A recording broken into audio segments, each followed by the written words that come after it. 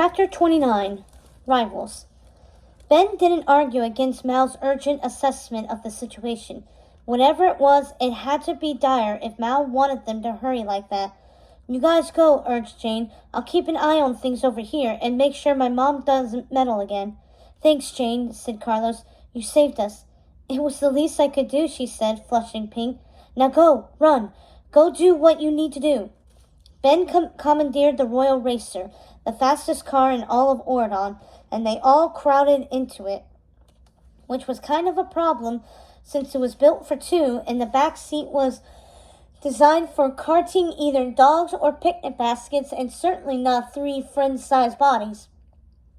You guys all right back there? He asked, taking the wheel with Mal in the passenger seat. Sort of, said Evie, who had the advantage of being small and flexible, while the boys contorted themselves to fit in the space. Not really, said Carlos. Please hurry. That's my neck, said Jay, who had pretzeled himself behind the driver's seat. Ben drove them back to the marina, and Mal filled him in as promised on the loss of the Triton and the Uma situation. Everyone on the isle is really looking for this? That's what Evie's mirror showed, said Mal. And if anyone could find it, it's Uma. Knowing her, she won't give up until she's got it. Why does she want it so badly? Ben wondered aloud. I don't know. Probably because she thinks she can finish the job I was supposed to do.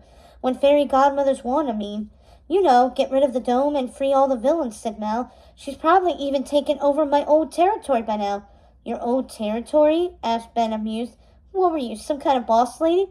Not some kind, interrupted Jane. The boss lady of the isle. Shush, said Mal, a bit embarrassed about her past as one of the most feared villains on the island. That was before. But Ben looked at her admiringly. Of course you were the best lady boss. I wouldn't expect anything less. She had to admit it had been fun terrorizing the citizens of the Isle of the Lost, Jay and the rest of the thugs by her side. Let's just say everyone avoided getting on my bad side, Mal said proudly, feeling just a tiny bit nostalgic about the old days. Or else, said Jay, raising his fist and hitting the roof with his head. Oof! When they arrived at the harbor, the royal speedboat was just as they left it, as if waiting for their return. Ben jumped off the deck and onto the speedboat's helm, helping Mal and Evie aboard. The boys followed right behind. Jay bowed and motioned toward the wheel. Your Highness, he said jokingly, but with a hint of seriousness as well. You can drive this thing, right? Mal asked Ben. Ben nodded. I should. I've been taking lessons all my life. Princess, said Jay, rolling his eyes. So many lessons. Archery, horseback riding, sailing, boating, swords and shields, dancing, manners, etiquette, statesmanship, said Ben, counting them off in his head. Is there anything you can't do? Asked Carlos, curious. I'm not sure there's a ton of things I can't do, said Ben. I sort of doubt it, said Carlos. Where are we headed? Asked Ben, as Carlos and Jay saw to pulling off the ropes that secured the boat to the dock. Evie? Asked Mal. Evie pulled out her magic mirror. Yep, it looks like the Triton is still under the waters by the Isle of the Doomed, over on the far side of Goblin Beach. I can see the dome shimmering. Ben nodded and the boat pulled out of the harbor. The waters were calm by Oridon Bay, but became rockier and harder to navigate once they reached the Strait of Ursula.